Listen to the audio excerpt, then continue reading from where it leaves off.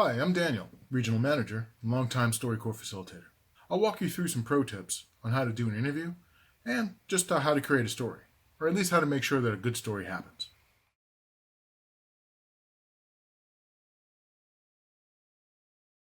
Stories are important because they're a primary way we process information about the world.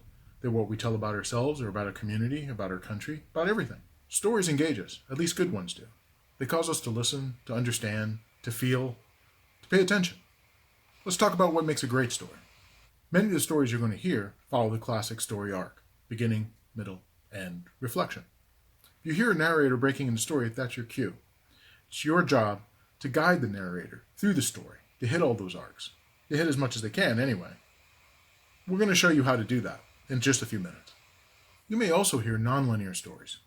In a nonlinear story, the narrator guides the listener along in a cohesive manner from various themes along the topic and leaves the audience with a greater understanding of the topic.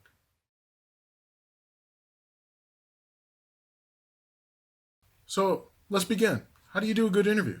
Well, the secret here is preparation. Lots of preparation. Prep work. Yes, you are going to have homework and you need to do it. Otherwise, your interview is going to not be as great as it should be. So, first, who's the person? Identify your subject. Could be a grandparent, teacher, adult, sibling, somebody in the neighborhood that you admire, friend. Think about who is it that you want to interview. Then think about why. What is the story that you want this person to tell you? What are you hoping to learn? It might be a life history, such as what was their life like as a kid. Could be an event. Maybe they saw something that was very interesting, and you could ask them, what was it like to be there? What did you see? Could be a topic. What do they think about something? How has their thoughts changed on it? Have their thoughts changed on it? And it could be personal. You could ask them, how do they identify? Why? Most of the interviews are going to incorporate many of these elements. That's okay. It's a mix and a match. That's what makes a good interview. You never really know what you're going to get. Now let's talk about writing questions. No matter your interview type, you got to get the narrator comfortable. So you're going to need an opening question. It should be something easy, like tell me about yourself. Who are you? Where are you from? What is something about you that somebody would be surprised to learn?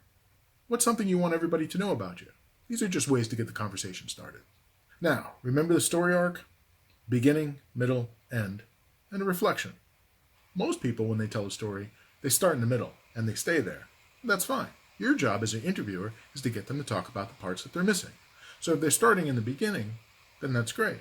What happened next? What happened next? If they're starting in the middle, maybe at some point you would want to ask them, oh, how did that all start? Why were you there? How did this all begin for you? And you want to get the full story. So then you ask questions like, and then what happened? What happened after that? You also want to make sure you get the peak. What did it feel like to experience that? What happened at the end? Now, the hard part, the reflection. Reflection is not something that comes easy to many storytellers. So you'll need to get them to maybe even think about something they hadn't thought about. What changed for you when that happened? What did you learn from that experience? How did that impact you? All of those are questions you can ask to get people reflecting on how their experience changed them. For nonlinear stories, well, you still have questions you have to ask. Sorry, it's part of the gig. What did you think about eggs? How did you come to feel that way? What was the process that led you to that idea? Did you always feel that way? What changed? Some other tips are going to help you no matter what kind of interview you have. Set up some context. Who are you talking to? Who are you? What's your relationship with this person? All of that needs to be included so that who's ever listening to it has an idea of what's happening. Best way to set this up is just ask. When you sit down with your narrator, ask them, what's your name? What's your age? What's their relationship to you? If there's something that's really important to the story about their background, you should include that. So if you're talking about cars, you might want to mention if your narrator is a mechanic, or if you were a mechanic. All this just provides some context so that the listener has an idea of what they're listening to and why. Also make sure to get important details, stuff that people miss. Think of the 5 senses. If somebody's talking to you about their experience with an alien abduction, ask them, what did the ship look like? What did it smell like? What did the air feel like? What were the sounds coming from the ship? Make sure you tag this because I really want to hear it. The key here is important details. Whether something happened on a Tuesday or Thursday is usually not all that important, and it just can bog down the story. Make sure you focus on what's most important. If it's about the experience, get the full experience. Again, think of the 5 senses. A thing that a lot of people leave out is how they felt about a situation. Ask them. How did it feel? What was going through your mind? What did your body feel like at that moment? One more note about reflection. Again, it's really hard for somebody to reflect on the story. And you can't just come out and ask somebody, reflect on your story and tell me what you've learned.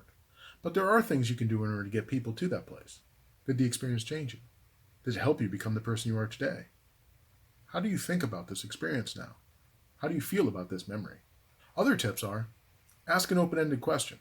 If you ask people a yes or no question, they'll give you a yes or no answer.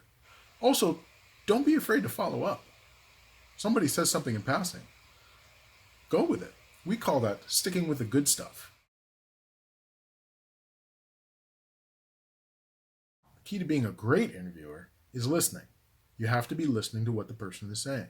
If you are actively listening, then you can respond.